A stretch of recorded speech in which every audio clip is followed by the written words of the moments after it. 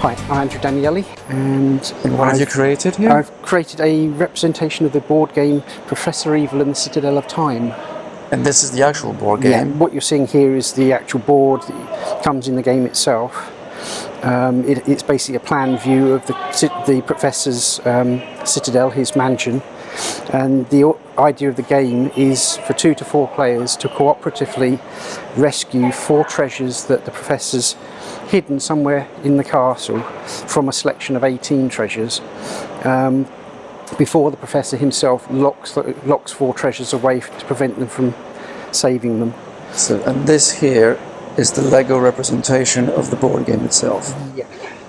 So can you careful. Talk me through it? Yes, certainly. I want it to collapse. Right, and the actual, so we've got the various rooms. We're starting off with the gallery down here that you're filming now, up to the far corner, which is the greenhouse. And then we've got, and if I move the bag out the way, we've got the ballroom, which I've given an Egyptian theme to. And then we go into the trophy room round on the far side, so all of the Professor's hunting trophies, and the stuffed bear up the far end. Then we come down into his library. Which is this one here? Yeah, which is that one. There's big row of bookcases and a fireplace down one wall, and then we come into the main entrance hall.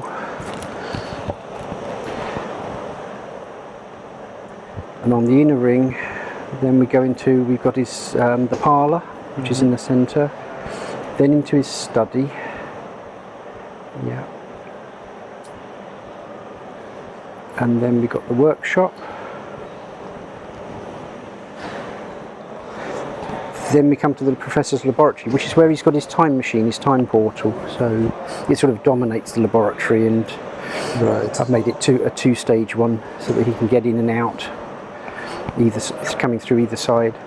And then we go into the strong room, which is where he keeps all his possessions and the treasures, which will, if they get locked away, they'll get put in the vault. So we've actually got a little working vault door. Oh, that's nice.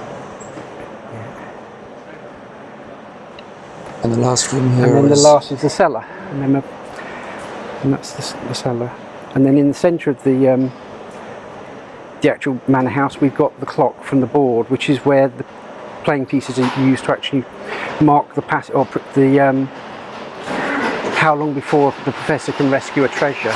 And what I've done is to simulate sort of the movement with the coloured bulbs rather than playing pieces. So this is a working model, essentially. Yes, all this. Yeah, you can actually play it. I've created a collection of the switches and treasures that are actually used by the game itself. So there are various, well, the bulbs we've got for the centre clock. We've got locks, laser beams, cameras, circular saws.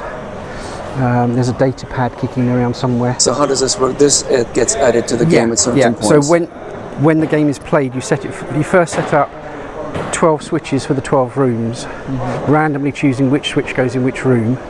You then randomly choose the 3 treasures and 3 rooms, place the 3 treasures into the rooms, and then the players start on the outside of the mansion. They can only come in via the ballroom door or the windows into the library and the gallery. Oh, so they're breaking in, essentially. They're breaking in. The Professor's a bit absent-minded and sort of wanders aimlessly around his manor house. And what happens is when he runs across a person in one of the rooms, he throws them out of the castle, out of the manor house, but he doesn't dispose of them as such, so you can always come back. You're never killed off in the game. You're just thrown out, and you have to come back in again through one of the windows or through the ballroom doors. But then as you're playing, each player has a go, followed by the Professor. And when the Professor has a go, you roll 3 dice for the Professor, which determines whether he moves around the castle, the manor house, or whether or not he moves on in time closer to the treasures in the centre. So each treasure has a certain amount of time before it's trapped for good, and you've got to rescue it. So, what gave you the idea of recreating all this in Lego? Well, it just looked something like it could fit a game. In that it was actually a three-dimensional drawing on the actual game board, a bit like Cluedo, that can easily be extended into 3 dimensions.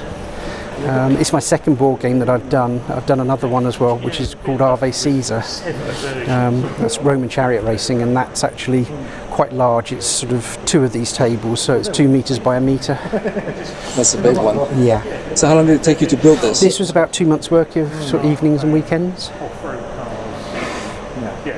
Lots of nice pieces. So what little Easter eggs in there somewhere that are worth noting?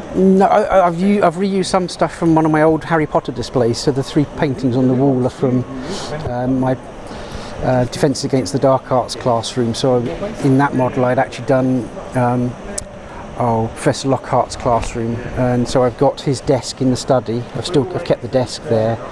The covered up sort of cage of Cornish pixies, and then the 3 paintings which I had down the end of his classroom. But no, apart from that, I haven't really used much. I like the fact that, like the ballroom, just like the front room, everything's on a diagonal. Yeah, well, that was actually part of the original board. So I tried to capture as much of the original board as I could.